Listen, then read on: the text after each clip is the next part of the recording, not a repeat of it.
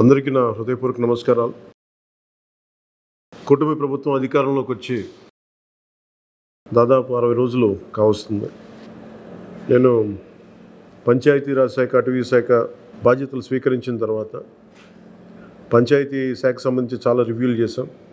Rural water supply, రోడ్లకు సంబంధించి చాలా రిపోర్ట్స్లో తెలియజేస్తూనే వచ్చాను. ఏ స్థాయిలో నిధులు సరిగ్గా పంపిణీ జరగలేదు, వచ్చినా దాని దుర్వినియోగం జరిగినాయి.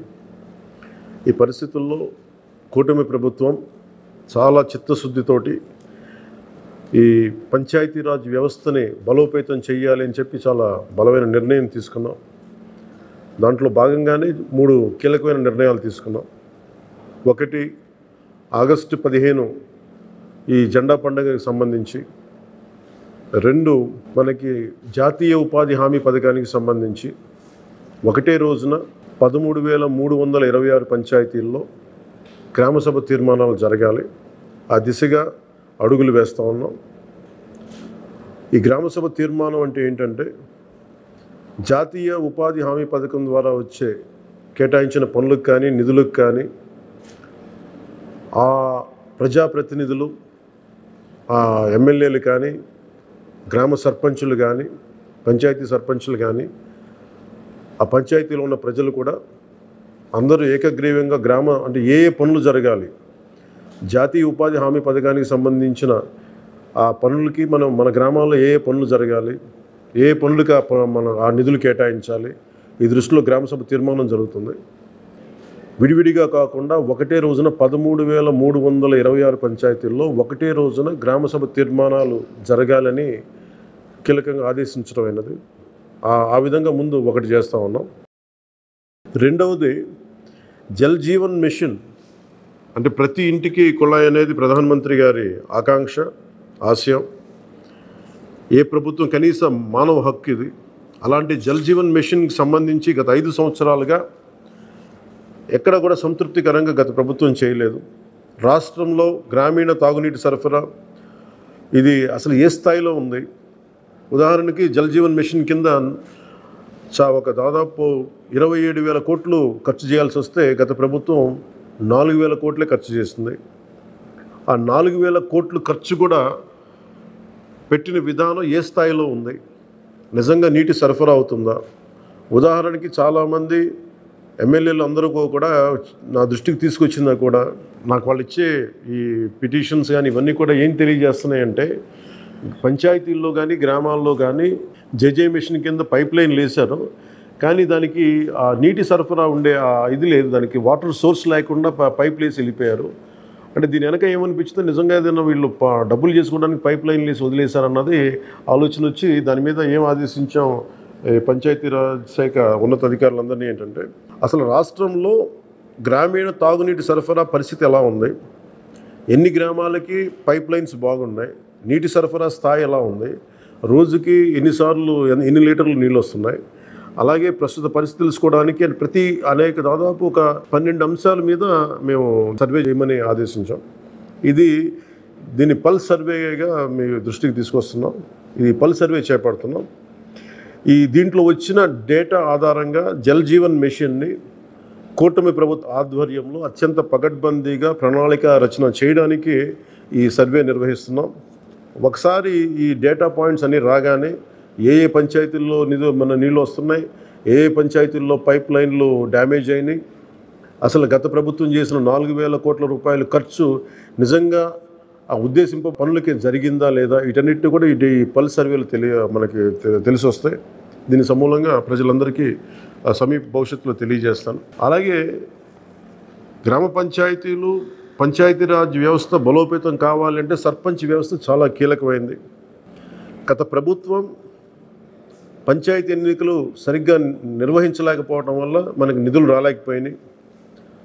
చాలాసార్లు మేము అధికారంలోకి రాకముందు పంచాయతీ మనకి సర్పంచ్లందరూ మా దృష్టికి తీసుకొచ్చింది ఏంటంటే, కనీసం మాకు బ్లీచింగ్ పౌడర్ కూడా మాకు కొనుక్కునే డబ్బులు లేవు మా దగ్గర. వాళ్ళ అకౌంట్లో పడ్డా కానీ డబ్బులు ఈ ప్రభుత్వం ఈ డిస్కౌంట్స్ అని చెప్పి డబ్బులు తీసేసుకున్నారు. సో పంచాయతీల నిర్వహణకి ఎన్నికలు జరిగినాయి, కానీ పంచాయతీల నిర్వహణకి సంబంధించి ఏ విధంగా వారికి సరైన ఆర్థిక పరిపుష్టి జరగలేదు నిధులు పడ్డాక. నిధుల దుర్వినియోగం జరిగింది, అది మీ అందరికీ తెలిసిందే. దానికి మరింత వివరంగా ఎప్పటికప్పుడు తెలియజేస్తాం. సో ముఖ్యంగా పంచాయతీరాజ్ వ్యవస్థని, సర్పంచ్ వ్యవస్థని బలోపేతం చేయాలన్నదే మా కూటమి ప్రభుత్వం తాలూకు ఆశయం, ఆకాంక్ష. దాంట్లో భాగంగా ఇప్పుడు దాకా గత 30 సంవత్సరాలుగా, గత 1990 నుంచి ఇప్పటిదాకా ఎప్పుడు మన 15 ఆగస్టు పండగ జరపడానికి ఇప్పటిదాకా నిధులు ఇప్పుడు సమకూర్చలేదు.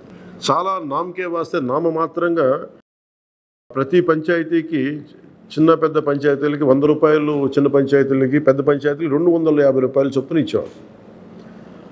ఒకవైపేమో గాంధీ గారి కలల కన్నా పల్లెలే పట్టుకొమ్మలు అంటూ ఉంటాం, గ్రామీణ స్వరాజ్యం అని మాట్లాడతాం. కానీ ఎన్నికల్లో నిలబడ్డ పంచాయతీ సర్పంచ్కి మటుకు జెండా పండుగ నిర్వహించాలంటే వాళ్ళకి ఇచ్చే డబ్బులు 100 రూపాయలు, 250 రూపాయలు. ఈ రివ్యూ మీటింగ్స్లో మాకు తేలింది ఏంటంటే 100 రూపాయలకి, 250 రూపాయలకి 13,326 పంచాయతీల్లో ఏం చేయగలరు? మేము ఒకటే ఆదేశించాను, రాగానే చాలా ఘనంగా జరుపుకోవాలి. గాంధీ గారి ఈ గ్రామ స్వరాజ్యాన్ని నిజంగా మనం ముందుకు తీసుకెళ్లాలంటే ఆ స్టేట్మెంట్ చాలా బలంగా ఇవ్వాలి. 1994లో ఇచ్చిన జీవో 100 రూపాయలు, 250 రూపాయలు, ఒకటి స్వాతంత్ర దినోత్సవానికి, 2 గణతంత్ర దినోత్సవానికి, వాటిని పెంపొందించేలాగా, వాటిని పెంచేలాగా ఒక కీలకమైన నిర్ణయం తీసుకుంది ఈ కూటమి ప్రభుత్వం. ప్రతి ఒక్క పంచాయతీలో సర్పంచులు తలెత్తుకొని సగౌరవంగా జెండా వందనం చేసేలాగా రాష్ట్రంలోని ఎన్డీఏ ప్రభుత్వం నిర్ణయం తీసుకుంది. ఆగస్టు 15న స్వాతంత్ర దినోత్సవ వేడుకల నిర్వహణకు నిధులు కొరత లేకుండా చేశాం. చిన్న పంచాయతీలకి 10,000 రూపాయలు, మేజర్ పంచాయతీలకి 25,000 రూపాయల చొప్పున నిధులు సమకూరుస్తున్నాం.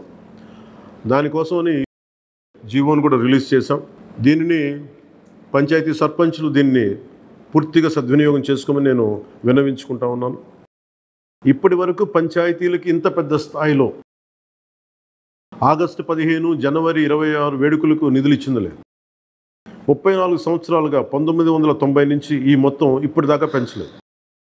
34 సంవత్సరాలుగా ఈ పండగలకి, జెండా వందనం పండగ కానీ, గణతంత్ర దినోత్సవానికి కానీ 100 రూపాయలు, 200 రూపాయలు చొప్పున ఇచ్చేవాళ్ళు.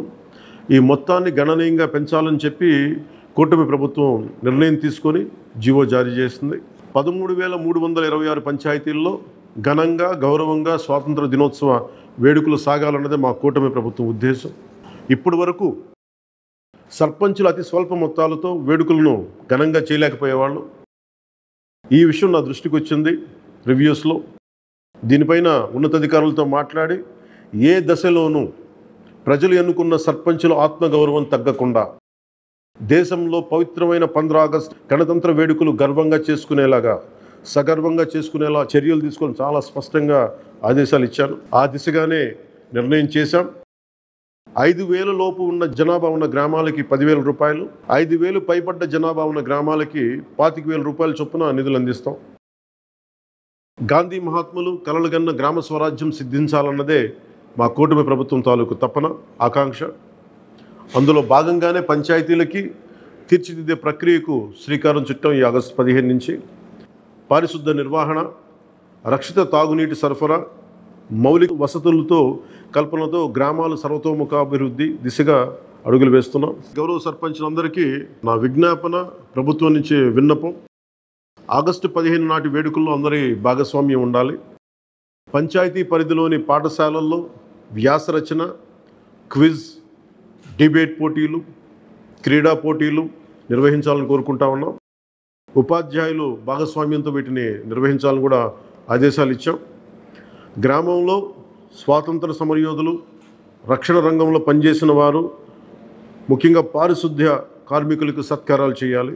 గౌరవ ప్రధానమంత్రి గారు ఇప్పుడు కూడా పారిశుద్ధ్య కార్మికులకి ఏ స్థాయిలో గౌరవించారో అందరికీ తెలిసిందే. రాష్ట్ర ఎన్డీఏ ప్రభుత్వం కూడా ఆ దిశలోనే గౌరవ ముఖ్యమంత్రి శ్రీ నారా చంద్రబాబు గారి ఆధ్వర్యంలో పారిశుద్ధ్య కార్మికులకు అదే గౌరవం ఇవ్వడం జరుగుతుంది.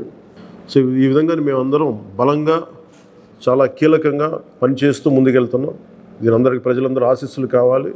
సర్పంచ్ వ్యవస్థని, పంచాయతీరాజ్ వ్యవస్థని బలోపేతం చేసే విధంగా ఈ ప్రభుత్వం ఉంటుందని మీ అందరికీ తెలియజేసుకుంటూ, ఒకే ఒక విన్నపం, ఇది పర్యావరణానికి పరిమితులకు లోబడి పర్యావరణం పరిరక్షించేలా ఈ పండుగ ఉండాలి. ప్లాస్టిక్ వాడటం కంటే కూడా జెండాలకి ఆల్టర్నేట్గా మన ముఖ్యంగా మన చేనేత జెండాలు ఏదైనా వాడండి. అలాగే ఇప్పుడు నేను పెట్టుకుంది కూడా పర్యావరణానికి హాని కలిగించింది. ఇది దీంట్లో సీడ్ ఉంటుంది, దీంట్లో ప్లాంట్ అని చెప్పి ఒక సంస్థ ఏదో ఉంది, వాళ్ళు ఇచ్చింది. మేము ఈ స్థాయిలో మీకు దొరికినంత దాంట్లో పర్యావరణాన్ని పరిరక్షించేలాగా ప్లాస్టిక్, మన జెండా పండుగ అని చెప్పి ప్లాస్టిక్ అంతా రోడ్ల మీద పడేస్తాం. అలా కాకుండా చాలా బాధ్యత తొందరగా జరుపుకోవాలి అని తెలియజేసుకుంటూ సెలవు తీసుకున్నాను. జై హింద్.